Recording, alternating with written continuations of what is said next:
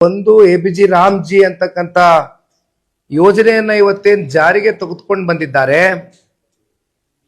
ಇಲ್ಲಿ ಪ್ರಮುಖವಾದಂತ ಅಂಶಗಳು ಬಹುಶಃ ಇವತ್ತಿನ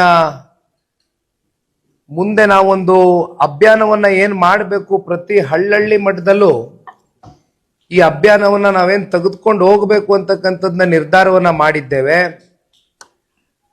ಅದರ ಒಂದಷ್ಟು ಅಂಶಗಳು ಇವತ್ತು ಇಲ್ಲಿದೆ. ನಮ್ಮ ಸಂಪೂರ್ಣ ಬೆಂಬಲ ಈ ಯೋಜನೆ ಜೊತೆನಲ್ಲಿ ಇದೆ ಅಂತಕ್ಕಂಥದ್ದು ಬಹಳ ಸ್ಪಷ್ಟವಾಗಿ ಗಟ್ಟಿಯಾಗಿ ಈ ಸಂದರ್ಭದಲ್ಲಿ ತಿಳಿಸ್ಲಿಕ್ಕೆ ಬಯಸ್ತೇವೆ.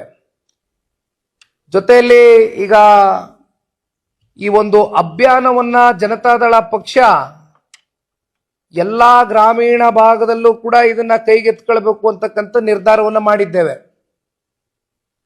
ಇದು ಶುಕ್ರವಾರದ ದಿನ ಕೋರ್ ಕಮಿಟಿ ಅಧ್ಯಕ್ಷರ ನೇತೃತ್ವದಲ್ಲಿ ಕೋರ್ ಕಮಿಟಿಯ ಸದಸ್ಯರ ಜೊತೆನಲ್ಲಿ ಕೂತು ಒಂದು ಹಂತಕ್ಕೆ ಚರ್ಚೆಯನ್ನ ಮಾಡಿ ಪಕ್ಷದ ವರಿಷ್ಠರಿಗೂ ಕೂಡ ಈ ಗಮನಕ್ಕೆ ತಗೊಂಡು ಬಂದಿದ್ದೇವೆ. ಈ ವಿಚಾರವನ್ನ ಅವ್ರ ಜೊತೆನಲ್ಲೂ ಕೂತು ಚರ್ಚೆಯನ್ನ ಮಾಡ್ತಾ ಇದ್ದೇವೆ. ಈಗಾಗಲೇ ಇವತ್ತು ನಾವು NDA ಮಿತ್ರಕೂಟದ ಒಂದು ಭಾಗವಾಗಿ ಜನತಾದಳ ಪಕ್ಷ ಕೇಂದ್ರದ ಸರ್ಕಾರ ತಗೊಂಡಿರ್ತಕ್ಕಂಥ ಈ ಒಂದು ಐತಿಹಾಸಿಕವಾದಂತ ಯೋಜನೆ, ಐತಿಹಾಸಿಕವಾದಂತ ತೀರ್ಮಾನಕ್ಕೆ ನಮ್ಮ ಸಂಪೂರ್ಣ ಸರ್ವಾನುಮತದಿಂದ ಬೆಂಬಲ ಇದೆ ಅಂತಕ್ಕಂಥದ್ದು ಕೇವಲ ಒಂದು ಪ್ರೆಸ್ ಮೀಟ್ ಇಂದ ತಿಳಿಸ್ತಕ್ಕಂಥ ಪ್ರಶ್ನೆ ಅಲ್ಲ.